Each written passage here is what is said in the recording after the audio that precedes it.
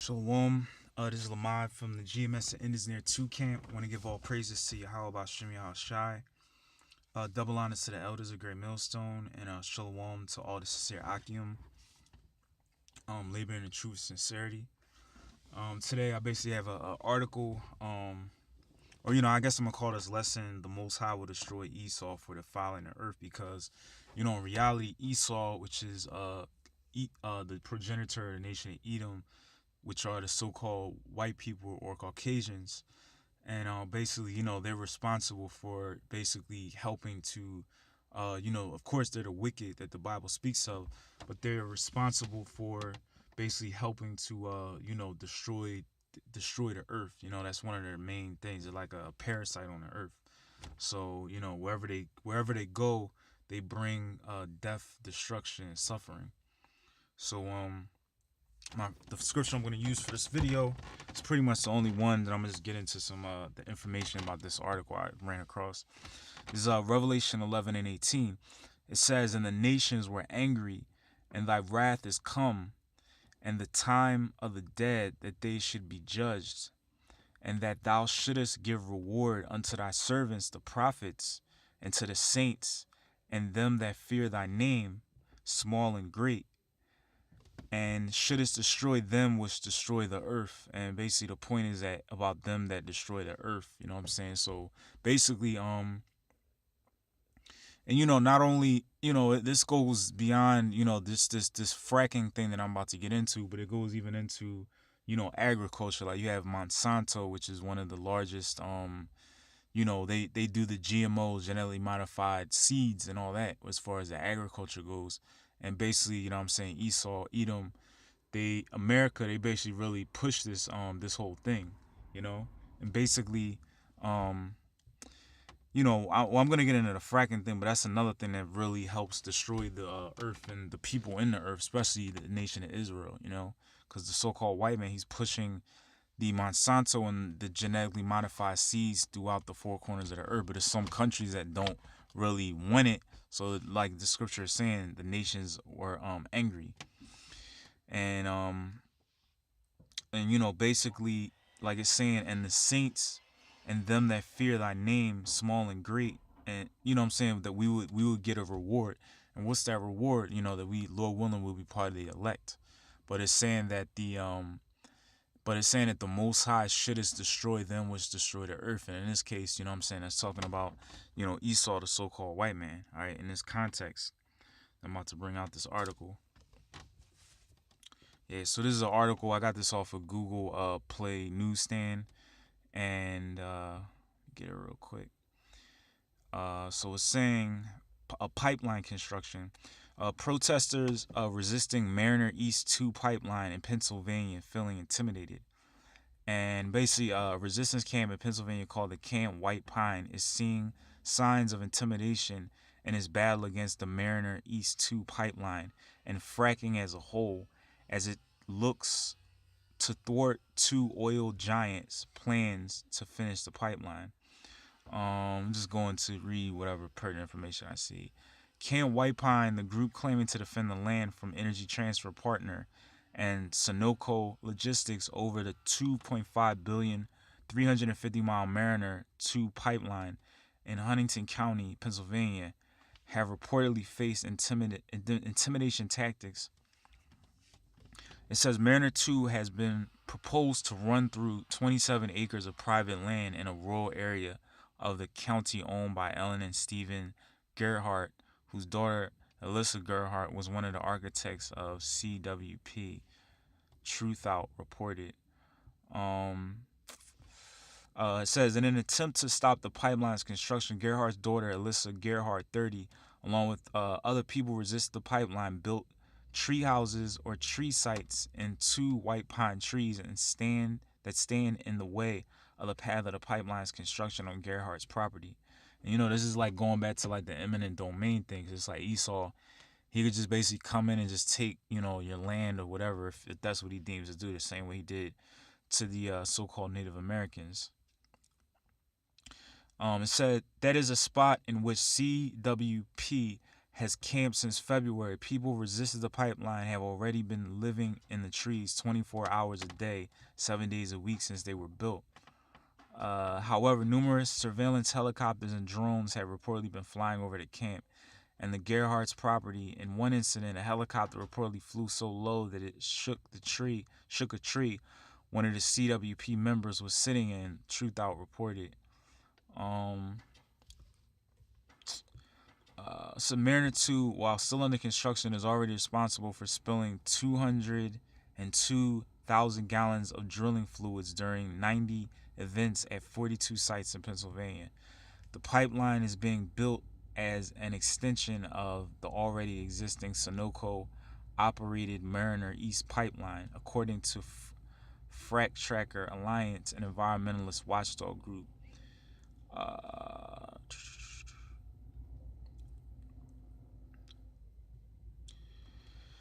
Uh, Drilling resumed shortly after the Sunoco agreed to adhere to the series of water protection measures, which include stronger oversight by the State Department of Environmental Protection.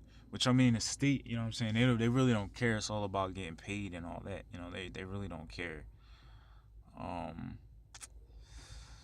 let me see what else pertinent information I can get from here.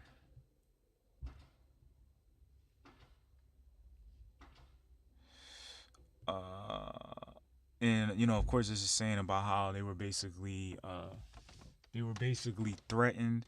It says Gerhardt added that the police just stood by and let the threats go on, and even arrested two Pennsylvania residents who were present at the site to make sure safety and legal violations did not occur. Both people were charged with disorderly conduct and criminal contempt.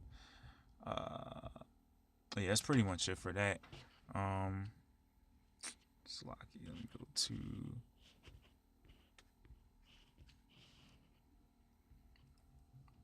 All right, let me just go to the definitions for anybody that doesn't know what fracking is. So this is the definition for is hydraulic fracking. It says a process in which fractures in rocks below the Earth's surface are opened and widened by injecting chemicals and liquids at high pressure, used especially to extract natural gas or oil. And that's basically what's taking place here. Because that's what they have to do for what I'm saying, the drilling process. And I have my little pen interest account. I got some pictures to, I guess, illustrate. This is Esau defiled. So like Earth defiled by Esau under there. It just has some pictures I ran across. It says nobody knows what killed 70,000 fish after a fracking spill in Ohio. And as you can see, what I'm saying, the fish are just stacked piled up on the shores or whatever. So this is how this affects. It kills animals, and look, if it kills the fish that live in the water and all that, just imagine what it does to human beings. It says because Halliburton is exempt from disclosing what chemicals they use, and that's what I'm saying. These chemicals are toxic that they push into the cracks of the earth, like it was saying.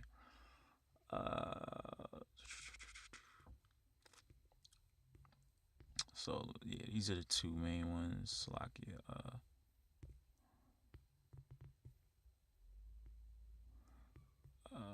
All right, this one says got frack, and it says 10 reasons not to frack our farmland. And these are, I guess, chemicals, toxic chemicals. You know what I mean? You could look all these up. I mean, you could just tell, like lead, mercury, they cause like brain damage and all that. It's not good for you to, ingest these chemicals. So it says these are among the 632 chemicals, including knowns and carcinogens, that go into fracking fluids and the radioactive material and other toxins contained in fracking wastewater. So showing you that fracking has dangerous chemicals in it. Damn, I can't see this. Oh, here, Salaki. Damn. This is why is fracking dangerous? Aquifer.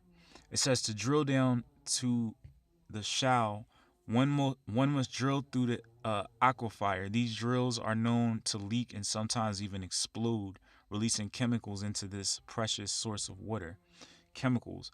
In 2011, U.S. House of Representatives an investigative report stated that out of 2,500 hydraulic fracture products, more than 650 contain chemicals that are known carcinogens. One would think that one would think that the Safe Drinking Water Act, the federal law, would make such willful contamination illegal, but it is not being applied to fracking. It says also most of these chemicals are not biodegradable. Once they are introduced to the aquifer, they will remain there forever. It says wastewater. Each gas well requires 1 to 8 million gallons of fresh water. The used water is one of the most hazardous wastes in the U.S., containing carcinogenic fracking chemical remnants, oil, and hydrocarbons, biocides, as well as natural occurring radioactive materials like radon, which is heavier than air and sinks into the communities where people work and live. And then it says air pollution. It says there are air emissions associated with fracking, which include methane leaks originating from wells, as well as emissions from the diesel or natural gas powered equipment such as compressors, drilling rigs, pumps, etc. It says, has fracking been banned anywhere? Yes, in Vermont, Governor Pete Shumilin and legislatures made Vermont the first U.S. state to ban fracking. New Jersey, which lacks the pockets of natural gas that one finds in Pennsylvania, Texas, and New York, has banned the treatment of fracking wastewater. It has also been banned in France, Bulgaria, and South Africa. All right, so I mean that goes to show you right there that this fracking thing is toxic, and it's something that people aren't I mean I could even go even deeper into this, but I guess what I'm saying, you got information right there, but I mean to go into how really harmful it is. It's actually videos on YouTube where people, they might have been in their bathroom, they turned on the water and lit a match, and it just shows you like fire, fire. So it shows you that the water is like flammable. So just think about those chemicals that you're putting into your body, what effect it has on your body. So that just lets you know how toxic it is. All right, so I hope this is edifying. I just wanted to hit you with this quick video. All praise to Yahawah, Sham, Yahawashi.